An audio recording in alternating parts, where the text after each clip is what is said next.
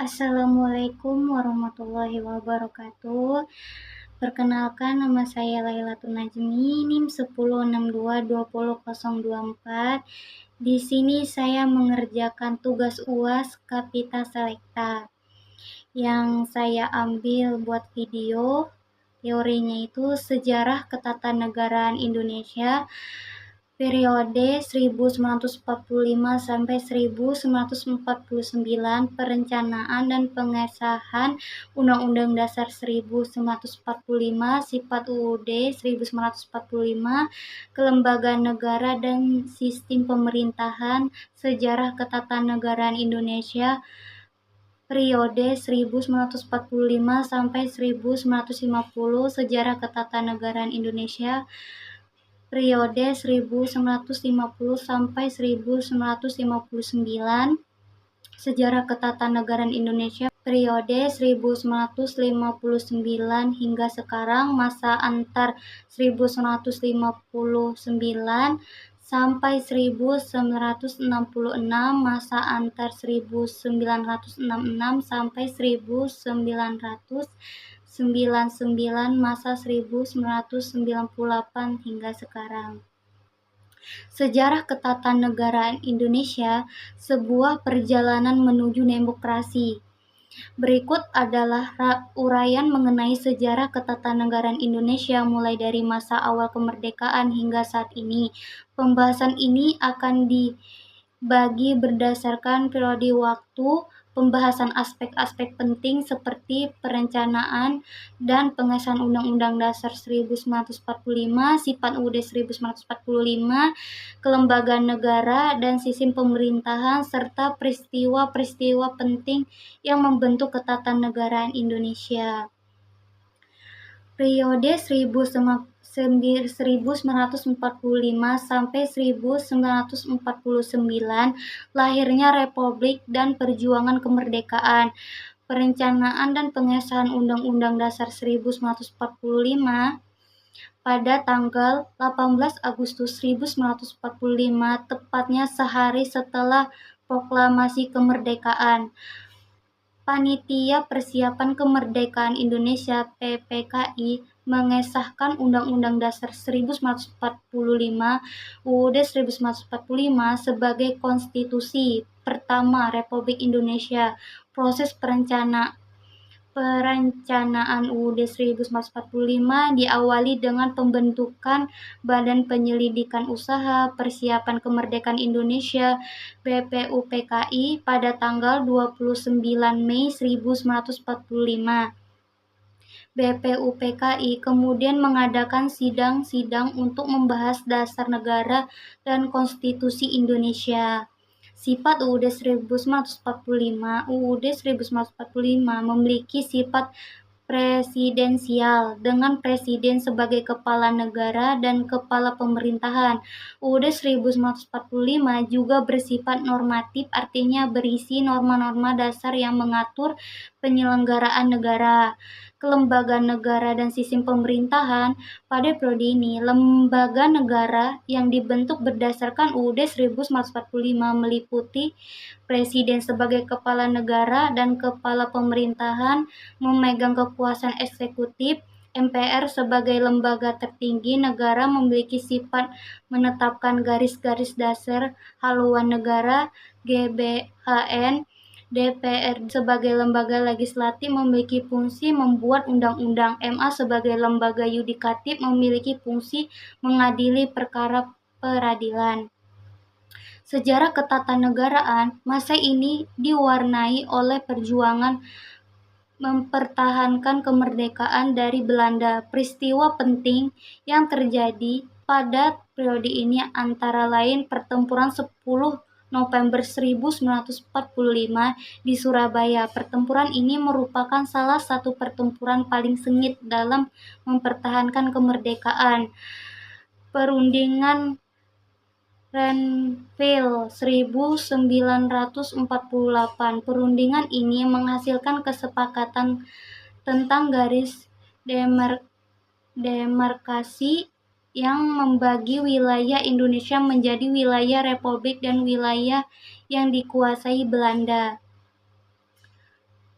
Agresi militer Belanda 1949, Belanda melancarkan serangan militer ke wilayah Republik yang memicu kecaman internasional.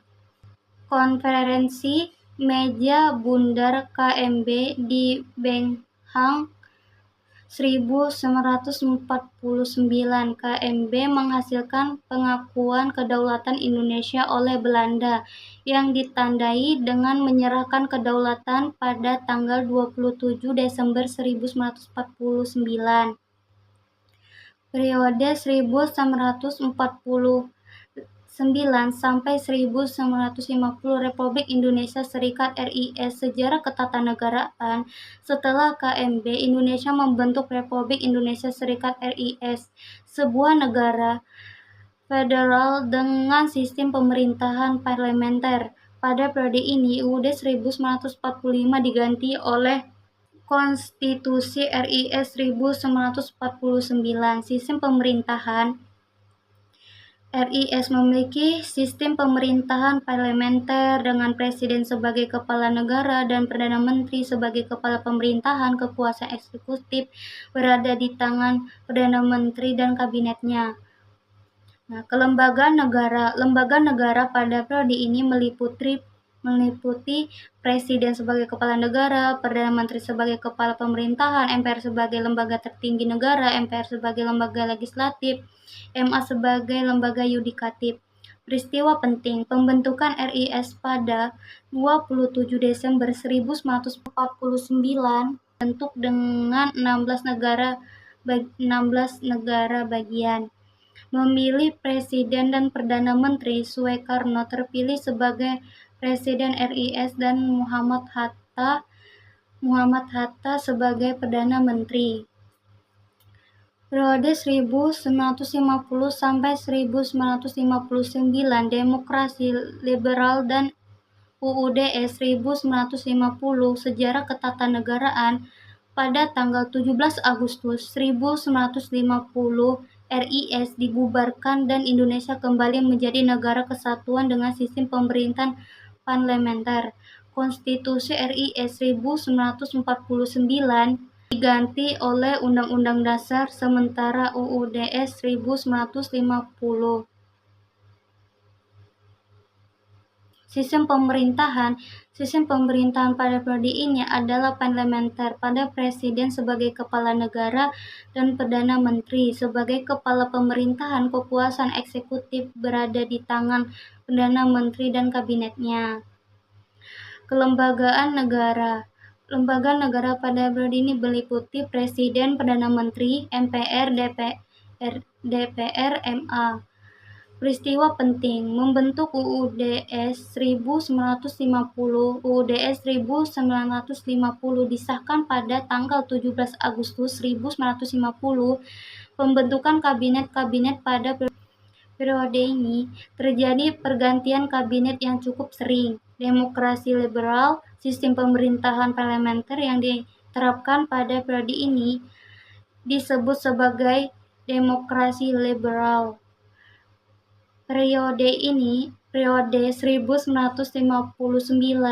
hingga sekarang kembali ke UUD 1945 dan perkembangan konstitusi. Sejarah ketatanegaraan. Pada tanggal 5 Juli 1959, Presiden Soekarno mengeluarkan Dekret Presiden 5 Juli 1959 yang mengembalikan UUD 1945 sebagai konstitusi negara. UUD 1945 kemudian diamandemen sebanyak 4 kali, yaitu pada tahun 1999, 2000, 2021, dan 2002. Sistem pemerintahan yang diterapkan adalah presidensial dan presiden sebagai kepala negara dan kepala pemerintahan. Kelembagaan negara. Lembaga negara yang dibentuk berdasarkan UUD 1945 meliputi presiden sebagai kepala negara dan kepala pemerintahan, MPR sebagai lembaga tertinggi negara memiliki fungsi menerapkan garis-garis besar haluan negara (GBHN). DPR sebagai lembaga legislatif memiliki fungsi membuat undang-undang.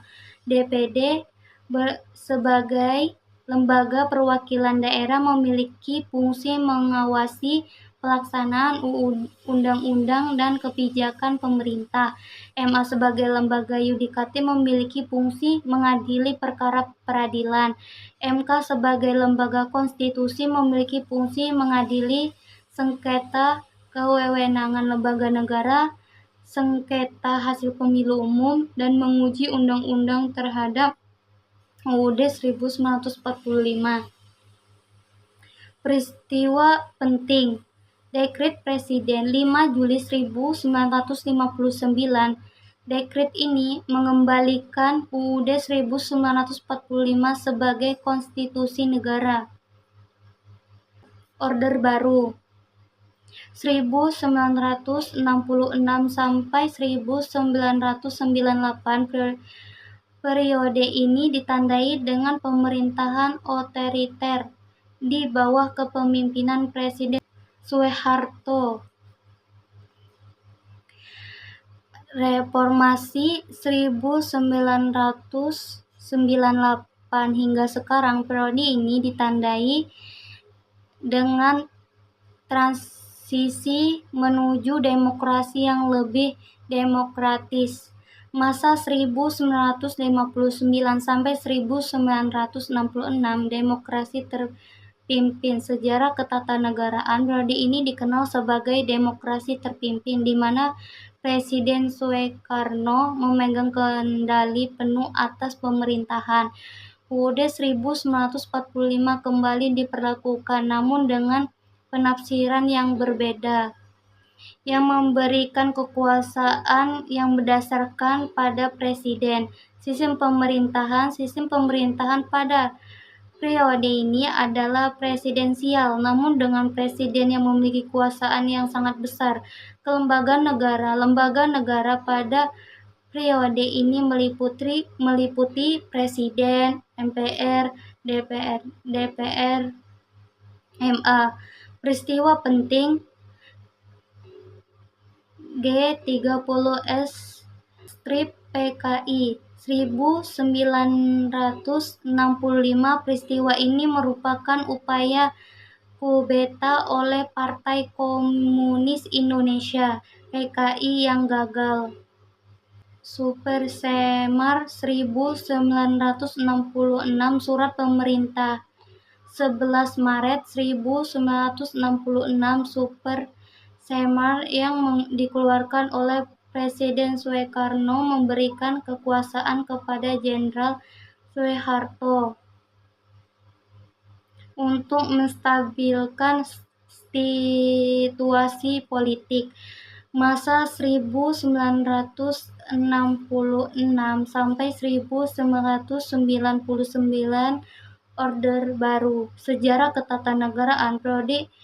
Periode ini dikenal sebagai Order Baru, di mana Jenderal Soeharto memegang kendali penuh atas pemerintahan. UUD 1945 tetap diperlakukan, namun dengan penafsiran yang berbeda, yang memberikan kekuasaan yang besar kepada presiden dan militer.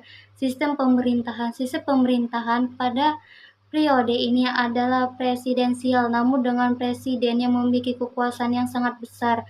Lembaga negara pada periode ini meliputi presiden, MPR, DPR, MA. Peristiwa penting. Pembangunan ekonomi. Order Baru fokus pada pembangunan ekonomi yang menghasilkan pertumbuhan ekonomi yang signifikan. Represi politik. Order Baru menerapkan represi politik terhadap lawan-lawan politiknya. Krisis moneter 1997.